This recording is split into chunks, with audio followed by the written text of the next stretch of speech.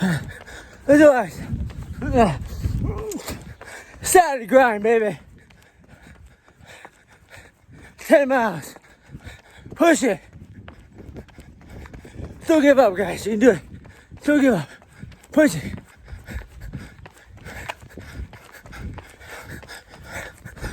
Oh, that's the prize, guys. That's the prize. Let's go. Let's go.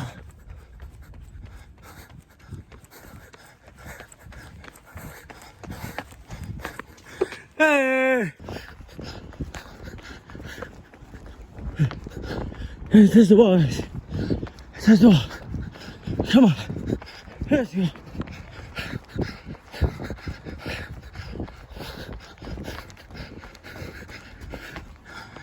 Hey.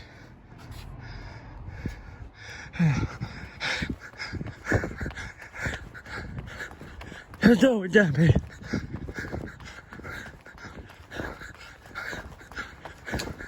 Hey. Oh, no. No more walk.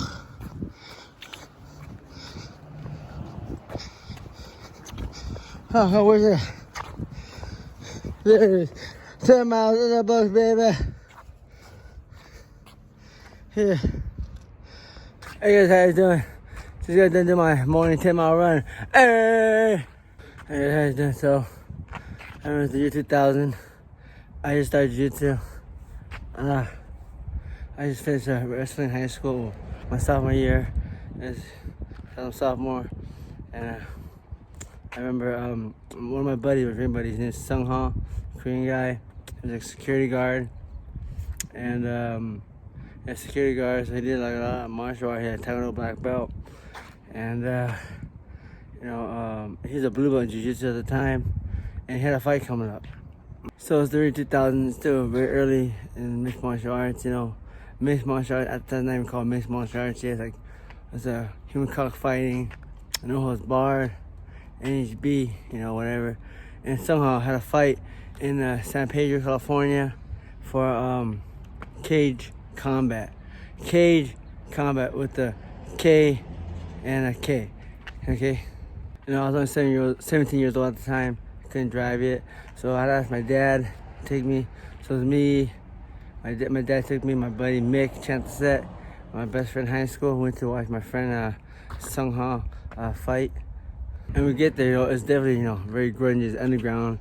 It's behind a gym, behind a gym.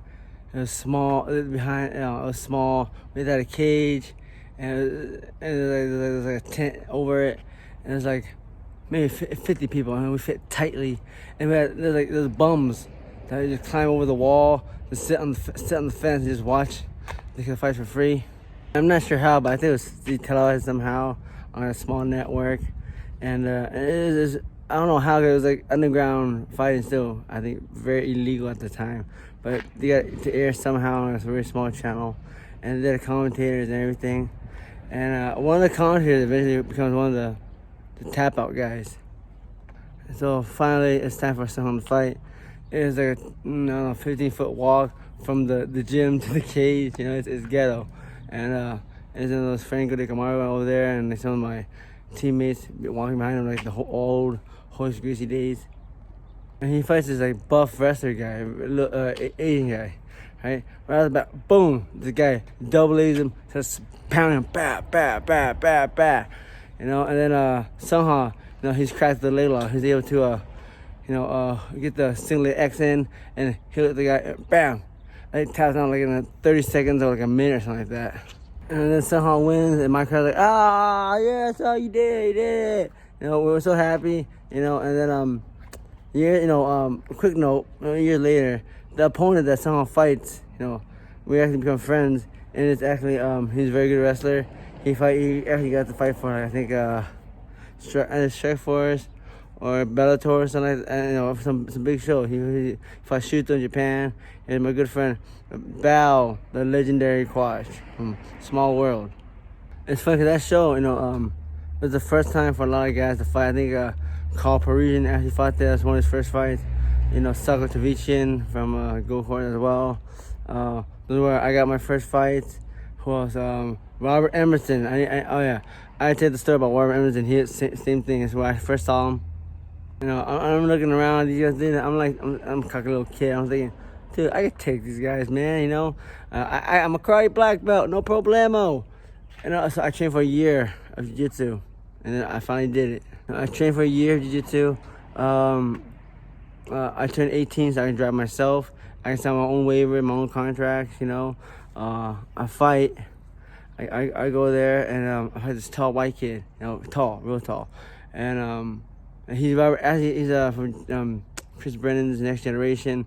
He was Robert Emerson's buddy as well. I remember, I'm nervous. I'm scared. I'm just a kid. I'm still in high school. I'm 18 years old, but I'm still in high school. I'm just a kid. Right when I turned 18, when they had a fight, I signed up I called them. I signed up real quick. We get there. You know, this tall white kid. You know, I'm thinking, okay, you know, I got this. I'm quite black. I got this. So right at the back of the bell ring, boom, bam! Got a head kick right in the face. Boom! Right, I see four guys. Oh man, I don't know who to tackle. So I go for a double. Boom! I shoot for anything I get.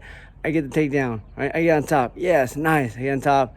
The guy he wraps me. The guy wraps me up, flips me over, and he starts grinding, pounding me.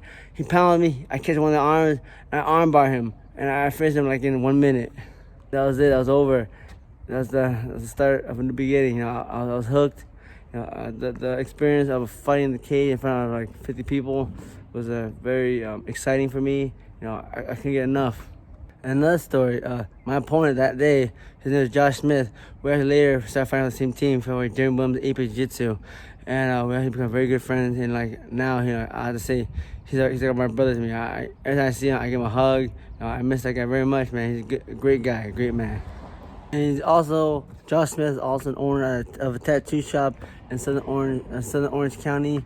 I think El Toro, California. I think that's the city. If you're in the area, Southern Orange County, the tattoo shop is called True at Heart Tattoos. Guys, hit him up, Josh Smith. And that's my story, guys. Fire or die. Hey!